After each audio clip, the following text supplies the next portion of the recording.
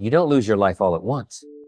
You lose it in whispers, in what you said when you shouldn't have, in what you felt but never challenged, in the dollar you wasted, and the thought you allowed to grow roots in the dark corners of your mind. Disaster is rarely sudden. It is accumulated neglect, and so is greatness. You see, if you don't grab the reins of your mouth, your mood, your money, and your mind, something else will. And let me tell you, whatever takes control won't be kind. It'll be your anger, your fears, your impulses, your debts. The question is not, can you be in control? The question is, can you afford not to be? Let's talk about how to stop handing over the steering wheel of your life, one word, one emotion, $1, and one thought at a time. Asterisk. Asterisk. Let me tell you something I learned early in life. Words don't just come and go. Words are like seeds. You plant them every time you open your mouth. And depending on what kind of seed you throw out into the soil of someone's heart or mind, you either grow a garden or you grow weeds. I've watched good relationships fall apart not because of fists, but because of careless phrases.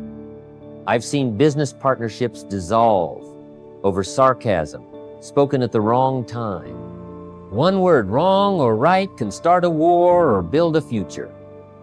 That's the power you're carrying just inches below your nose. In my younger days, I was quick with words, quick to joke, quick to respond, quick to judge. But I learned through the bruises of experience that speaking without thought is like throwing darts in the dark and then acting surprised when someone gets hurt. I remember a time when a single careless sentence in a boardroom lost me a deal I had worked months to build, all because I didn't pause. I didn't measure. I let the tongue run ahead of the mind. There's a reason the ancients said, even a fool, when he holds his peace, is counted wise. That's silence. When you're angry, when you're tempted to belittle, when gossip begs for your voice, is a form of power, not weakness.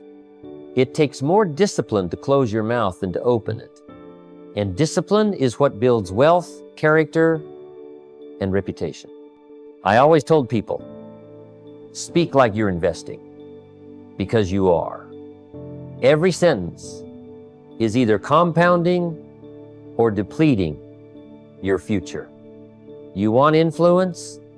Choose words that build. You want peace? Choose words that heal. You want to grow your finances, your network, your family? Then plant words today that will yield fruit tomorrow. The tongue may be small, but it writes the future. Guard it like gold. There's something you need to understand. If you're going to make real progress in life, your emotions are not the enemy. They are messengers. But the problem for most people is they take orders from those messengers as if they were masters. And that's where the whole system collapses. See, feelings will visit you, but they were never meant to command you. Their job is to inform you, not enslave you. There was a time in my life I let frustration call the shots. I'd get irritated, and instead of pausing to ask, what is this telling me? Asterisk. I reacted. Sharp words, poor decisions, missed opportunities. But one day I wrote down a simple rule on a scrap of paper and kept it in my wallet. Asterisk. Don't speak when angry. Don't decide when scared. Don't quit when tired. Asterisk. That little note saved me 1,000 regrets. The wise men of old understood this long before we had psychology books. The Stoics taught that we must never hand the reins of reason to emotion. Seneca said, No man is more unhappy than he who never faces adversity, for he is not permitted to prove himself. Emotions, even the painful ones, are there to alert you, to wake you up, to help you assess, but never to be your compass. Let me tell you something from experience. The wealthiest people I've ever met were not the coldest, they were the most emotionally intelligent. They felt disappointment, sure, but they didn't build a house in it. They visited sadness, but they didn't invite it to move in. They listened to fear when it said, be cautious, but they didn't let it say, stay small. When you feel fear, maybe it's telling you you're on the edge of growth. When you feel envy, perhaps it's revealing a hidden desire for discipline. When you feel anger, maybe it's pointing you toward a boundary that needs to be built. But in all this, you're the builder, not the bricks.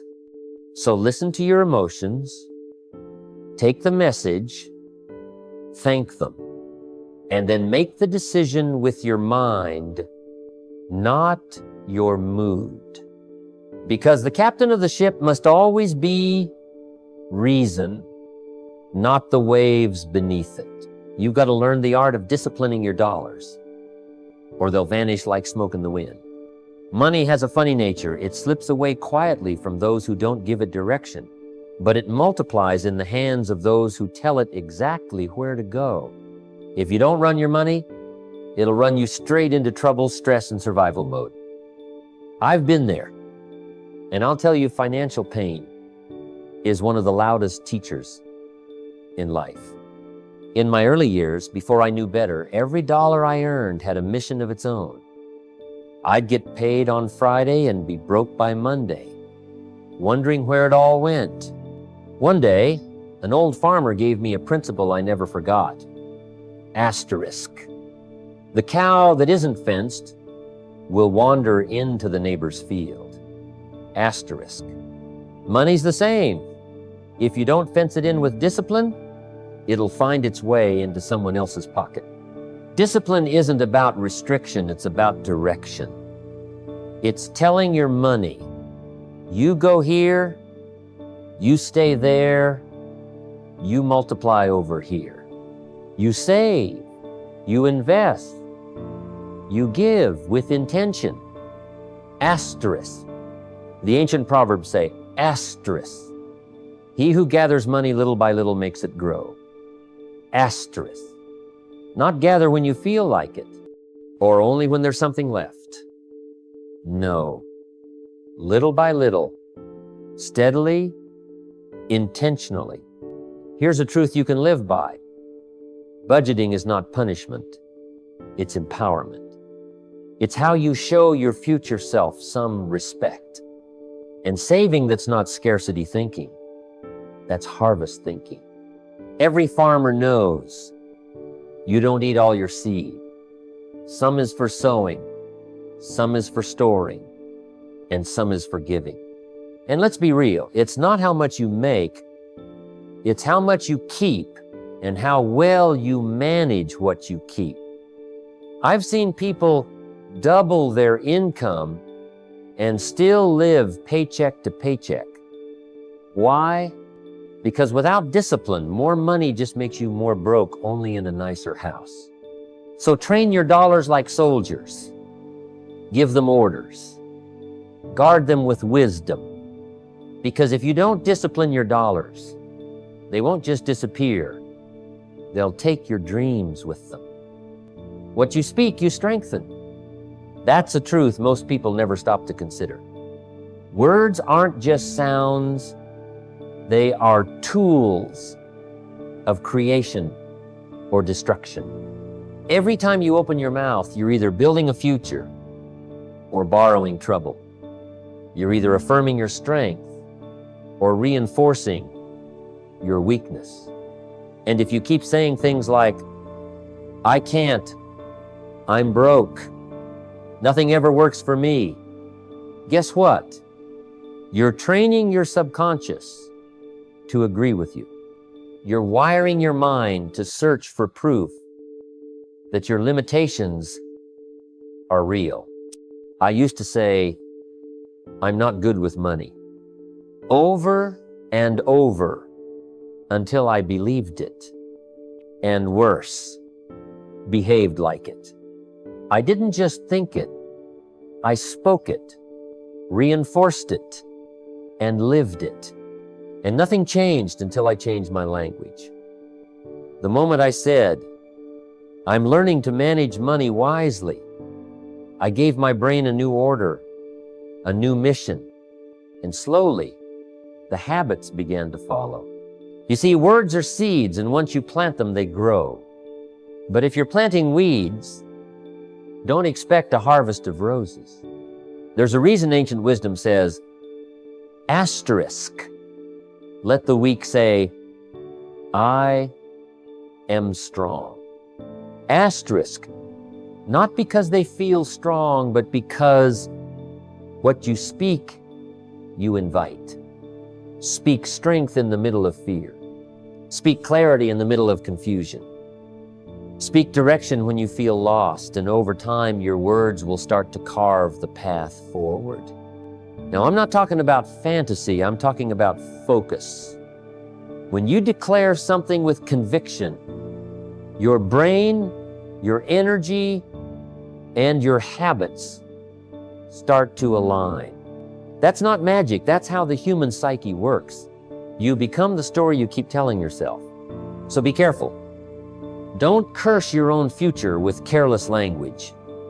Don't water doubt with your tongue and expect confidence to grow.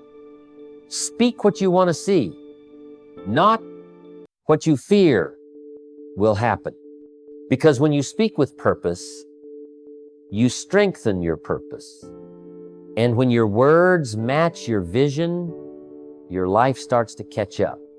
Emotional maturity is the real flex. Not loud success, not flashy spending, not reacting with fire every time someone throws a spark, no. Real strength is staying calm when everything in you wants to rage. It's walking away with dignity instead of staying to prove a point that doesn't need proving. It's pausing long enough to ask, is this worth my peace? And then choosing peace, not because you're weak, but because you're wise. There was a time I thought strength meant being the loudest voice in the room.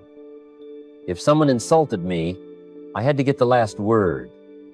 If things didn't go my way, I let everyone know how unfair it was. And I called that passion, I called it power. But it was nothing more than untrained emotion masquerading as confidence. Real maturity came when I realized I don't have to attend every argument I'm invited to. I don't have to be understood by everyone. I just have to understand myself and stay in control of that inner world.